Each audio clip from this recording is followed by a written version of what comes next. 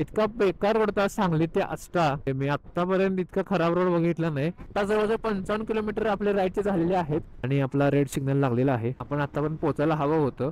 या रस्त्यावर असे अचानक खड्डे येतात, काय एक एक नमुने असतात ना. आणि त्या साईडला किल्ला आहे.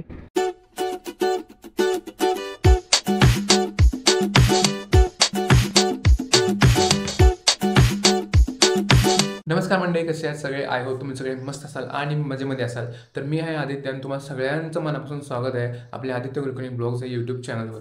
तर आज आपण चाललो आहोत एका नवीन राईडला आणि एक नवीन गड एक्सप्लोर करा. आज आपण चाललो आहोत वसंतगड पाहायला. व्हिडिओ नक्की शेवटपर्यंत बघा. व्हिडिओ जर का आवडला तर नक्की व्हिडिओ लाईक करा, आपल्या मित्रांसोबत आपल्या फॅमिलीसोबत शेअर करा. जर का तुम्ही चॅनलवर नवीन असाल तर सबस्क्राईब नक्की करा. व्हिडिओला सुरुवात करण्यापूर्वी जर का तुम्ही आपल्या इंस्टाग्राम पेजला, फेसबुक पेजला अजून फॉलो केलं नसेल तर नक्की फॉलो करा. चला तर मग आता जास्त वेळ न घालवता आपण आपल्या आजच्या या राईडला, आजच्या या व्लॉगला सुरुवात करूया. नमस्कार मंडळी, कसे आहात सगळे? आय होप तुम्ही सगळे मस्त असाल आणि मजेमध्ये असाल. तर पुन्हा एकदा तुम्हाला सगळ्यांचं स्वागत आहे आपल्या युट्यूब चॅनलवर आणि आपल्या एका नवीन राईडमध्ये, एका नवीन मोठ्या व्लॉगमध्ये. तुम्हाला टायटल आणि थंबनेलवरून तुम्हाला कळालं असेल आपण आज कुठं चाललो होते. आज वसंतगड पाहायला, वसंतगड एक्सप्लोर करायला. आपली जी मोठे व्लॉग जर्नी आहे ती सगळी बघायला मिळेल ह्या पार्टमध्ये.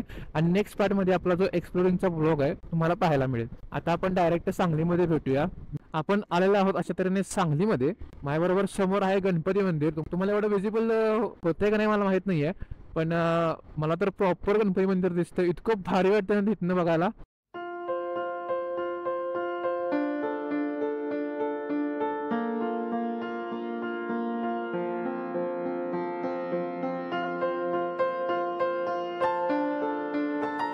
अशा तऱ्हेने मी आता सांगली सोडलंय, प्रत्येक आलाय आपल्या बरोबर. आत्ता आपण आहोत कसबे डिग्रजमध्ये. ह्या साईडला कसबे डिग्रज आहे, माझ्या उजव्या साईडला. तर सध्या आपण आलो आहोत आष्टामध्ये. इतका बेकार रोड होता सांगली ते आष्टा, इतका बेकार रोड आहे. म्हणजे जवळजवळ आम्हाला वाटतं चांगला रोड किंवा हायवे तो फक्त 5 मिनिटं फक्त कसं तरी आम्हाला मिळाला. 5 ते 6 मिनिटं जास्तीत जास्त. तिथनं पुढं निम्म्याच्या वर रोड इतका खराब आहे ना, इतका खराब, आई शपथ. म्हणजे मी आत्तापर्यंत इतका खराब रोड बघितला नाही. ह्या रूटवरून मी पहिल्यांदा यायला लागलो, त्यामुळे मला हा रूट माहीत नाही. त्यामुळे मी त्याला म्हटलं तो मॅप लाव, कारण की आपला मोबाईल आहे रेकॉर्डिंग करण्यामध्ये बिझी. खराब रोड असं म्हणतात, इथं पण खराब रोड असे आलेले आहेत. इतके खराब रोड असतील असं वाटलं नव्हतं यार. आत्ता जवळजवळ 55 किलोमीटर आपले राईडचे झालेले आहेत. अजून जवळजवळ 45 किलोमीटर राहिलेला आहे. आता लागलेला आपल्याला हा हायवे. त्याचा रस्ता आता तर मला चांगला वाटतोय. बघू आता पुढे कसा येतोय तो. आता पण इतका बेकार रस्ता लागलाय. कितीही बेकार रस्ता जरी आला तरी सुद्धा आपण आपला मूड खराब करून घ्यायचा नाही. राईड आपली चांगली आहे, रस्ता एकदम स्वच्छ आहे आणि निसर्ग पण एकदम खूप सुंदर आहे. पण आपली राईड जी आहे ती एन्जॉय करायची. छान असा रस्ता, सुंदर असा निसर्ग आणि त्यामध्ये थोडं ट्रॅफिक आणि आपली सुंदर अशी राईड सध्या चालू आहे. या साईडला नारळाची झाडं कशी दिसते आपली, भारी दिसते की नाही. पण आलो आहोत इस्लामपूरमध्ये. रविवार असून सुद्धा इथं ट्रॅफिक लागलेला आहे आणि आपला रेड सिग्नल लागलेला आहे. 15 सेकंदाचा रेड सिग्नल आहे हा. A few moments later. आतापर्यंत आपण 64 किलोमीटर क्रॉस केलंय आणि आपण सध्या आहोत हायवेवर. आता हायवेचं नाव मला जर का इथं कळालं तर मी इथं सांगेन. कराड इथून राहिले 25 ते 30 किलोमीटर कराड असेल. तिथनं पुढे 5 ते 10 किलोमीटर वसंतगड राहतो. जसं काही तुम्हाला मी मागच्या राईडमध्ये सांगितलं होतं. ह्याला अजून एक गिअर असता तर फार मजा झाली असती, फार बरं झालं असतं. असं नाही की 5 गिअरमध्ये ही गाडी चांगली परफॉर्म करत नाही, चांगली परफॉर्म करते. पण शेवटी कसं आहे ना, माणसाची हाव कधी संपत नाही ना, त्यामुळे ये बड़ी अच्छी बात कही आप. थोडीशी गडबड आपण केलीच पाहिजे, कारण की आता 10 वाजलेत आणि आपण आतापर्यंत पोहोचायला हवं होतं.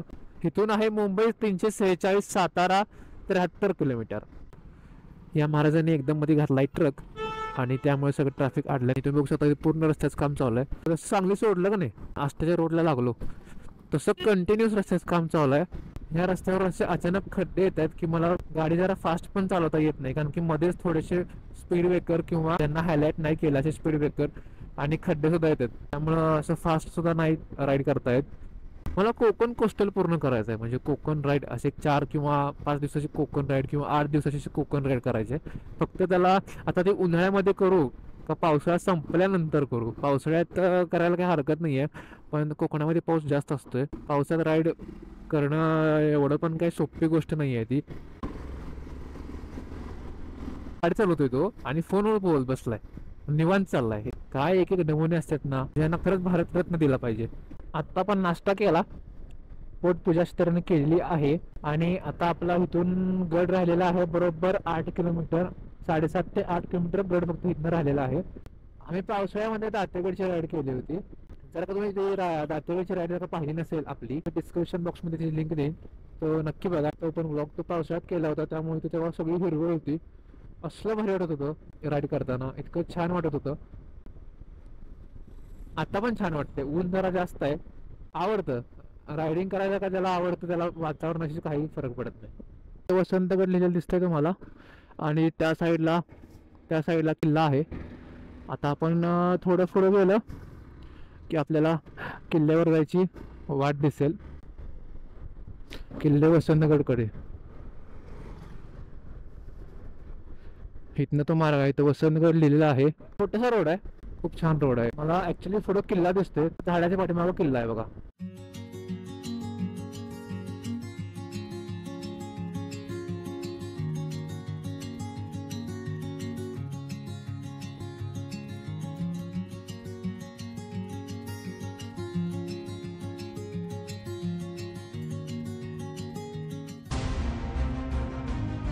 अजून 50% गड चढायला बाकी आहे. या मार्गावरून वर आलो.